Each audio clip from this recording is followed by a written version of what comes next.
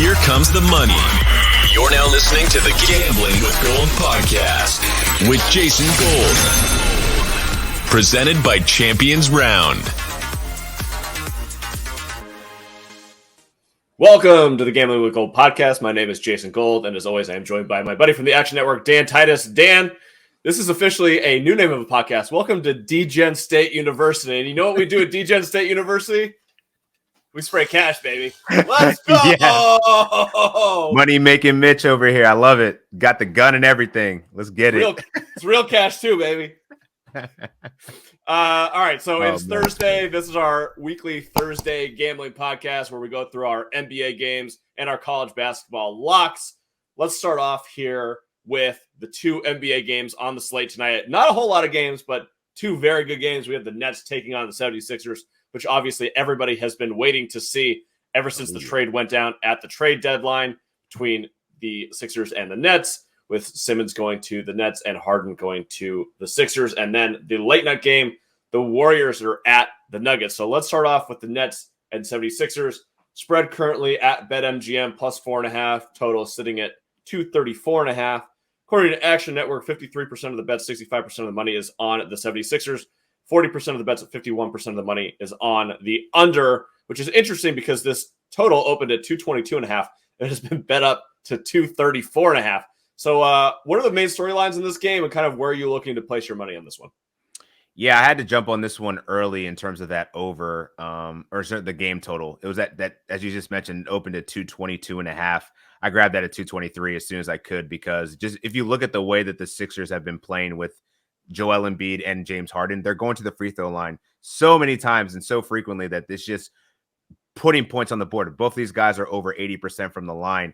And you're seeing that this pace with Tyrese Maxey and this flow of this offense with James Harden, the Sixers are just scoring more. And we've seen the Nets. They don't play any defense whatsoever. And then you have, I don't think that the Sixers really have an answer for Kevin Durant or Kyrie Irving on the defensive end. So to me, this just looks like a track meet. So at 223, I love it. So now that it's been bet up to 234, this has me kind of wondering if I should play the middle ground here and potentially take the under at 234 and just build off that 12-point little edge that I have there.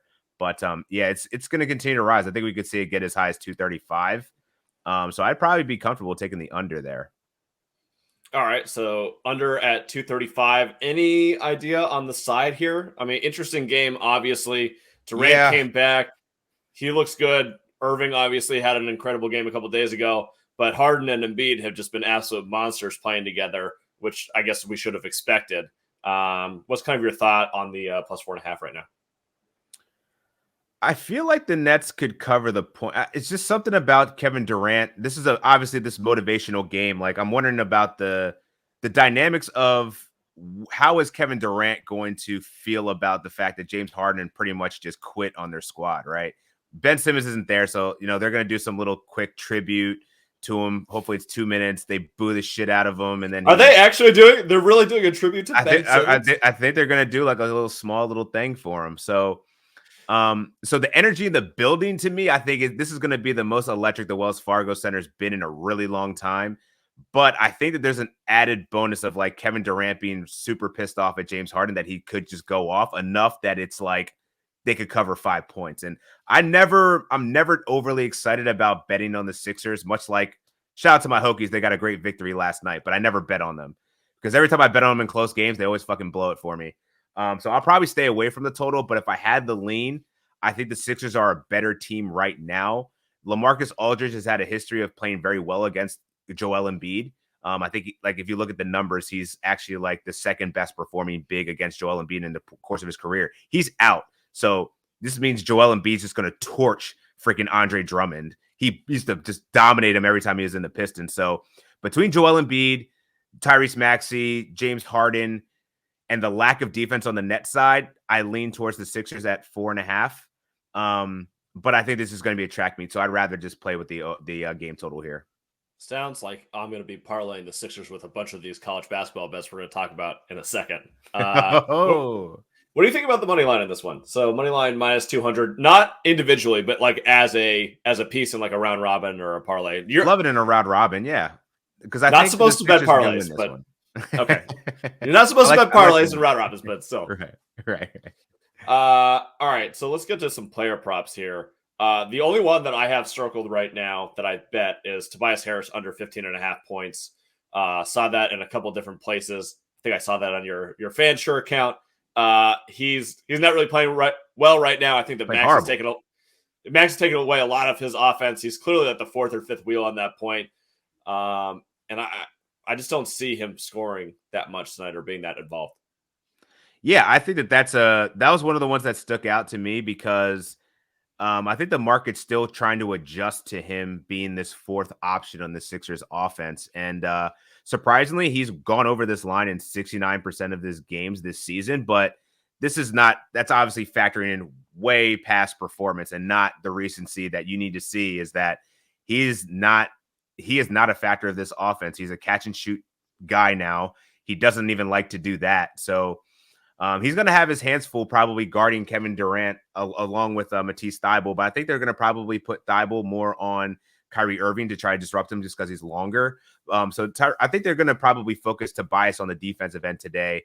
And there's going to be mismatches that the Sixers can exploit with their guards in Tyrese Maxey. I mean, he's going against Seth Curry, Patty Mills, Kyrie Irving. These guys don't play defense. So I think we're going to see a big game out of not only Joel Embiid in the center, but also the backcourt, which obviously leaves some doubt for Tobias Harris. All right. And then there's two overs that I'm looking at in terms of points here, both in the Nets backcourt. Patty Mills over 6.5 points and Seth Curry over 11.5 points. Do either of those stick out to you? So Patty can, the good thing about Patty is that he can get that in, literally 3 shots. Like that's all he does is shoot threes, especially with Seth Curry there. His minutes have dwindled a bit. He hasn't been that much as a factor in the offense. I would lean towards Steph Curry though, because I think he's going to get at least 30 minutes of time. He knows the Sixers team very well, played with them obviously for the last couple of seasons. So I think that I would put more faith in Steph Curry creating buckets off of Kyrie Irving and Kevin Durant. He's probably going to be the third leading scorer for this team. I don't see Bruce Brown really stepping in there, and Cam Edwards isn't really ready for that. Cam Thomas, isn't ready for that yet. So I think Seth Curry at 11.5 seems right to me. All right. Seth Curry is over 11.5 points, minus 113 at BetMGM. I will be playing that one. Is there any other one on the board for this game in particular that you have circled or interested in? Yeah, I'm going to go with Joel Embiid over 31.5 points. It's a lot, but this guy is really in the thick of this MVP race, and he's playing the best basketball of his life. And we see what Nikola Jokic is doing on a nightly basis. They play in a couple of days, and that probably could determine who becomes the MVP here. So I think he has a lot at stake here, and I think he's going to come out and just ball out. He's going to torch Andre Drummond. Andre Drummond cannot guard him. So, yeah, sign me up for that. The other one I was looking at was I'm debating between Kyrie Irving 24.5 points over and Kevin Durant points at 29.5. I think Kevin Durant, they're both going to have really good games. Like, I don't think the Sixers can guard them one-on-one. They're going to have a lot of help D here. I lean towards Kyrie coming off of the 50-point performance, but then it's like, ooh, but Kevin Durant didn't play that well. Is he due for a bounce back? And Kevin Durant's line started at 28.5. It's already creeped up to 29. I'd be okay with taking both of their overs, to be honest, because they're just not going to generate that much offense outside of those two guys and Seth Curry. So I think they're both probably pretty good bets tonight. Yeah, I see Durant at 30.5 right now. So it's creeping up. If you want to bet that, go get it on the board right now. That might be too rich for me. I like the 30, but 31, it's getting there. It's pushing it. All right. Let's move over to Warriors Nuggets. So Warriors favored by 1.5 on the road at Denver. Total sitting at 228.5 money line. Warriors minus 125. Denver plus 105. Bet percentages per Action Network: 28% of the bets, 45% of the money towards Denver. 55% of the bets and the money is going towards the over 228.5. Nuggets played last night. Warriors still look like absolute dog shit. Where do we think that the teams are going to go tonight in Denver? This is interesting, man. I've been losing a pretty good amount of change on the freaking Warriors lately, waiting for this, bounce back story to happen. But I don't think it's just not going to happen. Without Draymond Green on the court, this team is not that good. They just have trouble scoring the ball.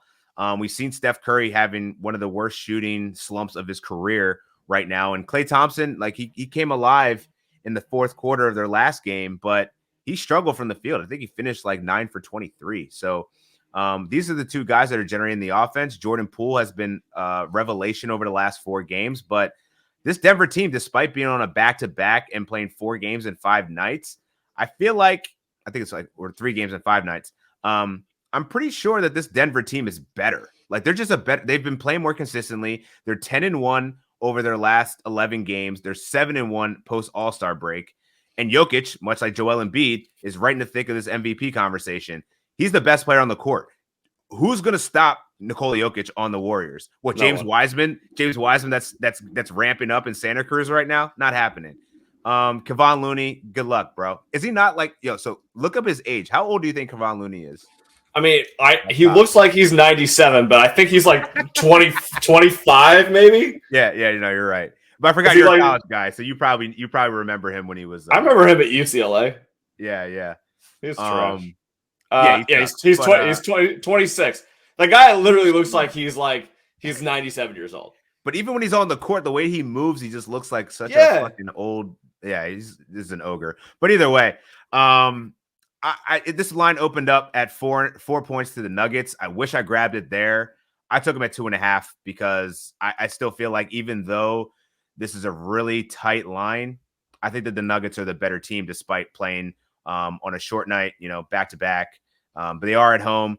The Warriors team lost to them last time, so I think that this is a spot where Nikola Jokic can't be stopped. So I'm gonna ride with them. Could see the Warriors coming out and shooting well, but it hasn't happened recently, and I bet too many times and lost. So I'm gonna flip it up and go with the Nuggets. Who was less graceful on the court? Hakeem on the Raptors, Patrick Ewing on the Sonics, or Kevon Looney at 26 years old?